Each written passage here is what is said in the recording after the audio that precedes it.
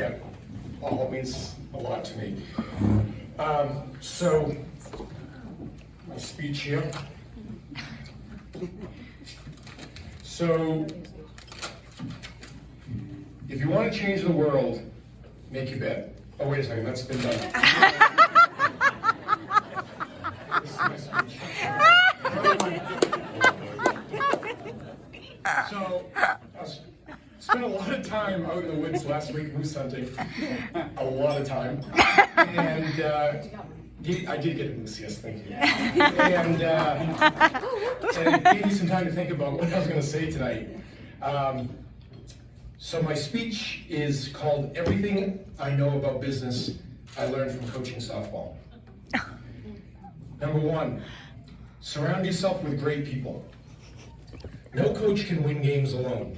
He, and for the record, I'm going to just keep saying he instead of he, she every time, needs to have smart, hardworking people around him. He needs capable assistants, helpful parents, and of course, high-quality players.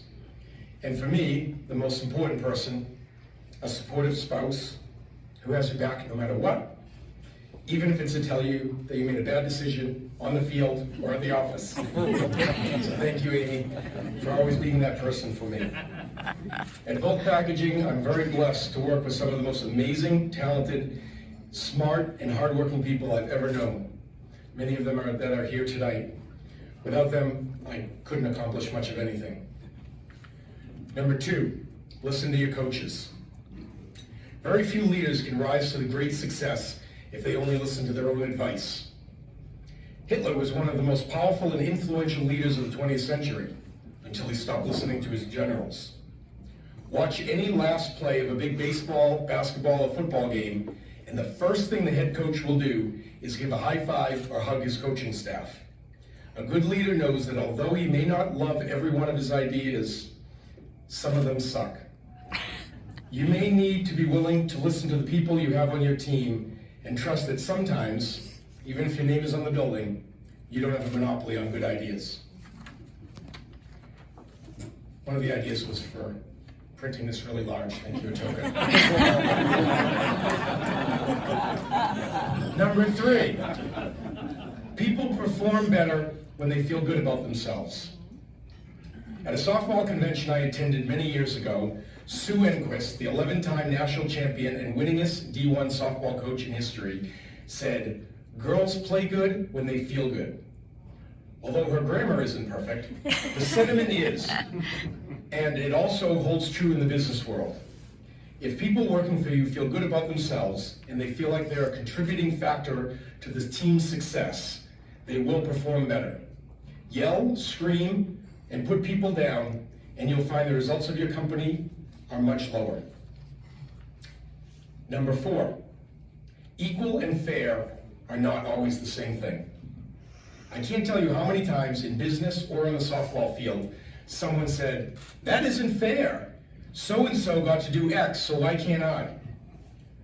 Well, when I was a kid and I made that statement, my father would say, "Life isn't fair. Not everyone gets treated like Ted Williams."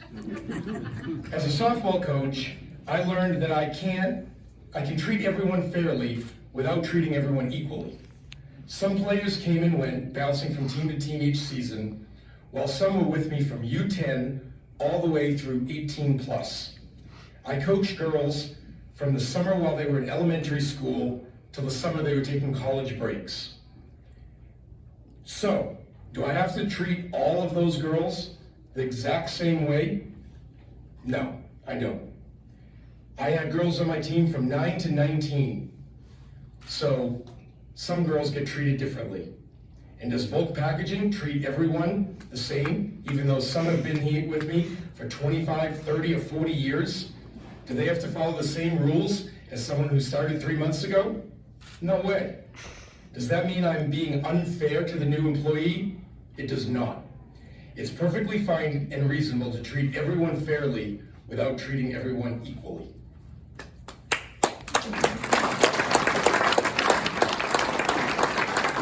Number 5, small ball matters. Tell this to the Maine coach, by the way. Everyone loves a home run or a no-hitter. But games are often won on a sacrifice bunt or a timely stolen base. See Dave Roberts, 2004. When my daughter Lily was in Little League District Championship in 2010, we were tied 0-0 in the 6th inning. As we went to bat in the top of the 6th, I got the girls together and I said, we're gonna win this game. And you know how we're gonna win? We're gonna win because we're better bunters and we're better base runners. So what we're gonna do is we're gonna get a runner on base and then we're gonna push them along until someone scores. We scored 3 runs, shut them down in the bottom of the 6th, and went on to win the championship. Big bonuses, raises, and awards are wonderful. I don't think anybody could argue with that fact.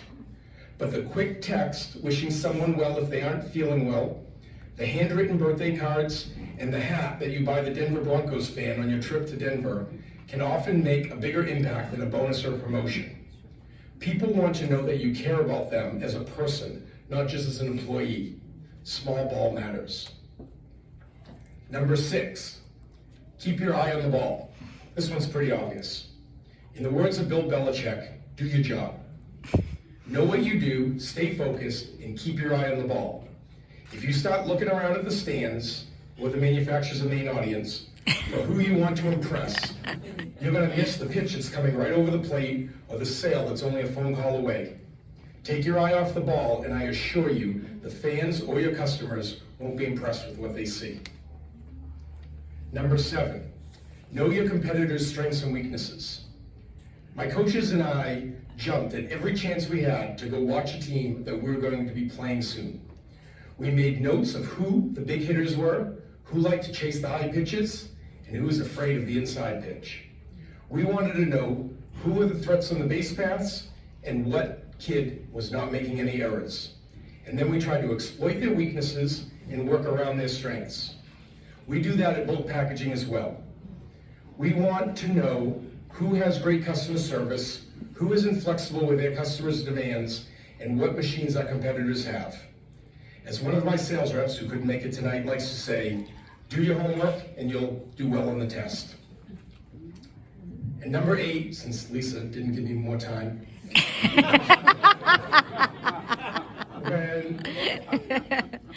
go for extra bases even when it takes a huge risk.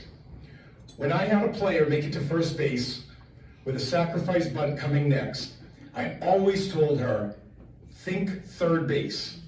If you assume you're only going to make it to second, that's what's going to happen. Or worse, you'll hesitate rounding the bag, and that slight hesitation will get you thrown out at third. Go for third, and force the other team to make the play. At Volk Packaging, we expect every prospect to buy from us. We expect every buyer to give us all their business, and we assume that every machine will be at capacity before long. Amen. Plan for average, and you'll get average. Assume success is yours for the taking, and then force someone to stop you. So I could easily add about 50 more things I learned from softball, but you'll have to wait till my book to read the rest of them. So thank you very much for this honor. Thank you, Lisa, the Manufacturers of Maine staff, and the board for this amazing honor and your continued efforts to fight for manufacturing in Maine. Anyone who pays attention to what happens in Augusta, and I unfortunately had to way too much for 8 years, knows that we need you. This award means so much to you, to me, to everybody that works for me, and God bless you all. Thank you very much.